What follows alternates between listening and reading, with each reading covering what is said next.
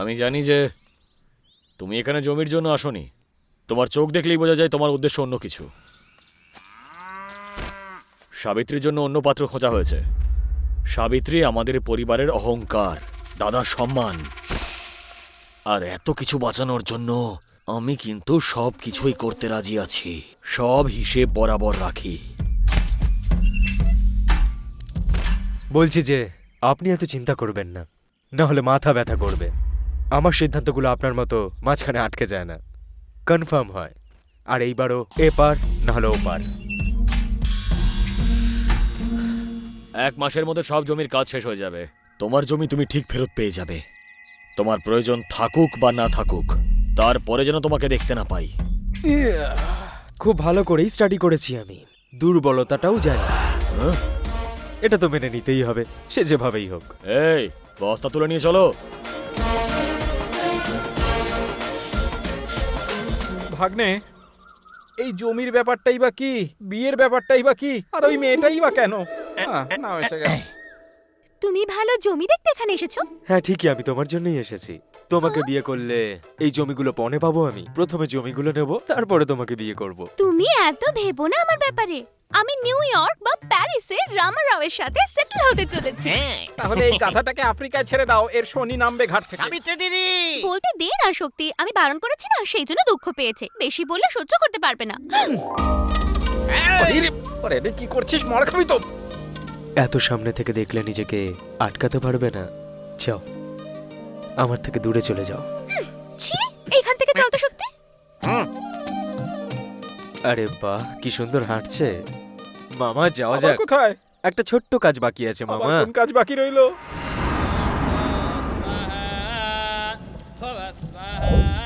শুক্র এখন সর্বোচ্চ শিখরে বসে আছে, তাই কোনো কাজ হচ্ছে না। আমার কাজটা যে আটকে দিচ্ছে কে সে?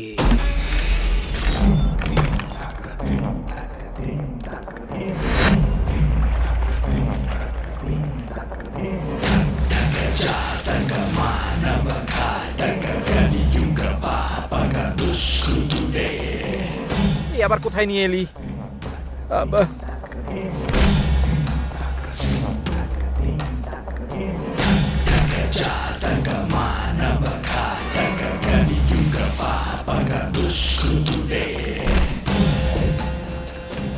মনে হচ্ছে ভিতরে কোনো পুজো হচ্ছে।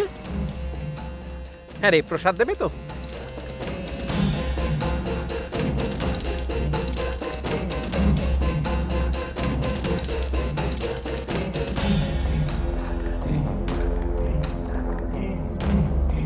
এই শুনছেন, এখানে বিশ্বাসরাও কে আছেন?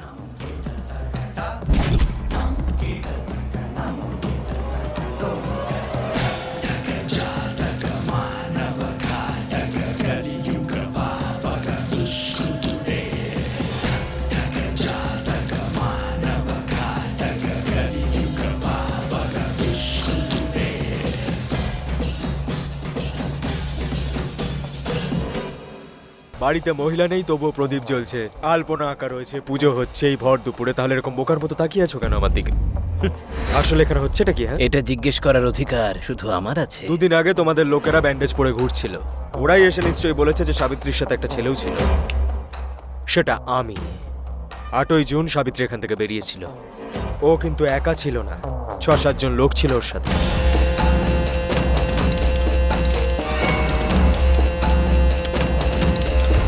রাস্তায় পৌঁছানোর পর আরো লোকজন বেড়ে গেল।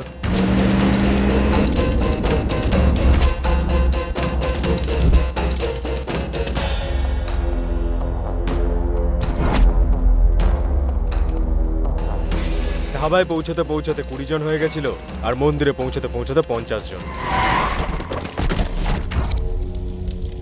শোনো, ট্রেনে ফলো করেছো, ছেড়ে দিয়েছি। গাড়ি নিয়ে ফলো করেছো, ক্ষমা করে দিয়েছি। কিন্তু মন্দিরের কাছে যখন এসেছিলে, তখন ব্যান্ড বাজিয়েছি। আমাদের মাঝে ওরা কি করতে এসেছিল? তোমার কোনো ভুল হচ্ছে বাবা। এটা আজকের গল্প নয়, 20 বছর আগের গল্প। লজিক্যালি দেখলে তুমি মাঝখানে ঢুকে পড়েছো। কুষ্টি মিলে গেছে ভেবে তুমি আমাদের মেয়েকে ভাগিয়ে নিয়ে যেতে চাও এখান থেকে? আর একবার যদি এই ভাবনাটা তোর মাথায় আসে না তাহলে কিন্তু তুই খুব পস্তাবি। অনেকবার অসম্মানিত হওয়ার পরেও বাপু হাল ছাড়েননি। সেই কুণ্ডলী নিয়েই সাবিত্রী জন্ম নিয়েছে। সাবিত্রী যখন ছোট ছিল তখন থেকেই বাপুর নজর ছিল তার ওপর। বাপু সিদ্ধান্ত নেয় সাবিত্রীর গলাতেই মঙ্গলসূত্র পরাবে। আমার ঘড়িটা আমাকে ফেরত দিন না আঙ্কেল। আঙ্কেল, ও হচ্ছে আঙ্কেল। এই নাও মা, নিয়ে যাও। খুব সুন্দর কলপ করেছো চুলে, একদম ইয়ং মনে হচ্ছে এখন। এবার তুমিই বলো, সাবিত্রীর সঙ্গে ওর বিয়ে হওয়া উচিত কিনা? একদম ঠিক বলেছেন স্যার, ওনার সঙ্গেই তো বিয়ে হওয়া উচিত। আমরা ভুল করে এখানে চলে এসেছি। চল চল চল। মামা, তুমি একটু সাইলেন্ট থাকো, আমি হ্যান্ডেল করছি। এদের তো প্রত্যেকের মাথা খারাপ, এখন আমি কি করব এখানে? হ্যাঁ, এই 20 বছর ধরে তোমার বিয়ে হয়নি তাই ভুল ভাল বকে যাচ্ছ, আর মাথার মধ্যে প্রবলেম দেখা দিয়েছে তোমার। এটাকে চাইল্ড মলেস্টেশন বলা হয়, আর মেডিকেল টার্মে এটাকে সাইকোলজিক্যাল ডিসঅর্ডার বলা হয়। তোমরা তো একই গ্রামে ছিলে, কিডন্যাপটা এখানে করে নিলে তো এত প্রবলেমই হতো না, তাই না? এত ছোট্ট একটা কাজের জন্য এত টাকা খরচা করে ফেললে তোমরা। এটা আঙ্কেলের আইডিয়া ছিল। যদি গ্রাম থেকে তুলে আনতাম তাহলে ডাউট হতো, কিন্তু যদি গ্রামের বাইরে থেকে তুলে আনি তাহলে সন্দেহ হবে না। সেই জন্য একদম লাস্ট মিনিটে এই প্ল্যানটা বানিয়ে ছেলেগুলোকে পাঠিয়ে দিয়েছিলাম। হ্যাঁ, এটা সত্যি কথা। লাস্ট মিনিটে তৎকালে টিকিট বুক করেছি। জানো কতটা কষ্ট করতে হয়? সব বুঝে গেছি। তোমাকে, তোমার আঙ্কেলকে আর এদেরকে দেখে তো মনে হচ্ছে যে এখানে মেন্টাল হসপিটাল হওয়া উচিত ছিল। মনে হচ্ছে এখানেই তোমাদের ট্রিটমেন্ট শুরু করে দিতে হবে। খুব ভালো সিদ্ধান্ত। শুরুটা আমি তোমাকে দিয়েই করব, হুম, কারণ ওকে প্রশ্ন করলে বারবার উত্তর তুমি দিচ্ছ কেন? আজ বাপুর মৌনব্রত। আরে রেগে যাবে, এত হাসিস না। উফ, ভাবছিলাম যে এই গ্রামে এসে সময় কিভাবে কাটাবো। ভালো হয়েছে যে তোমাদের পেয়ে গেছি। মাই ডিয়ার ডিভোশনাল বয়েজ, তোমাদের বৌদি তো উনিই থাকবেন, কিন্তু দাদা অন্য কেউ হবেন। এই, তোর এই কথা বলার মানেটা কি? তুই এটা বুঝবি না রে।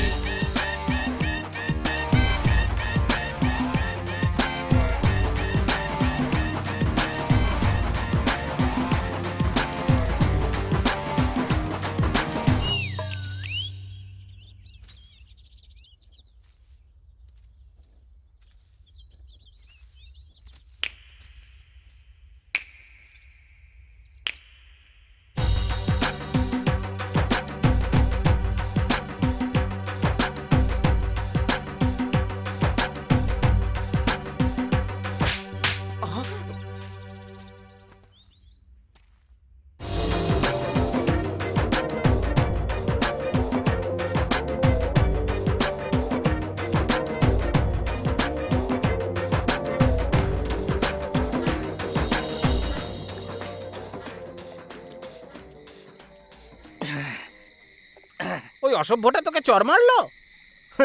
গানও তো গাইলো। এসব বয়সে ওইসব গান গাইবে না তো কি ভজন গাইবে? তাও ওই বিশ্বরাও কত আনন্দে নাচছিল, দেখেছিলে তুমি ওকে? ওর নাচ আমি দেখতে চাই না। আজ আমার ভাগ্নে যা করবে, আনন্দে সবার ব্যান্ড বেজে তাই যাবে। নাকি? হ্যাঁ। মামা, ভাগ্নে, আই লাভ ইউ মামা। বাবা তুই এই মেয়েটাকে সত্যি ভালোবাসিস তো? ইমোশনাল।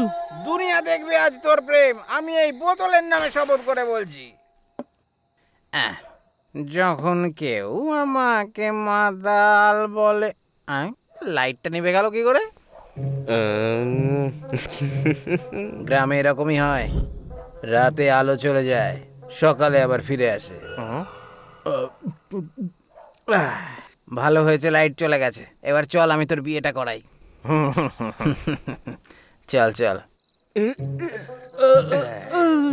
আমি এসেছি। তোমার ভালো হবে বাবা, তোমাদের ভালো হোক বাবা। আমরা এত খারাপ ওরা কখনো ভাবতেই পারেনি। তোর বৌদি এখন ঘুমোচ্ছে, আর সাবিত্রীকে আমি ঘুমের ওষুধ খাইয়ে দিয়েছি। আর ওর চেলাটার কি হবে? যদিও জেগে যায় তো শেষ, খতম। মার্ডার? না, হত্যা। চল।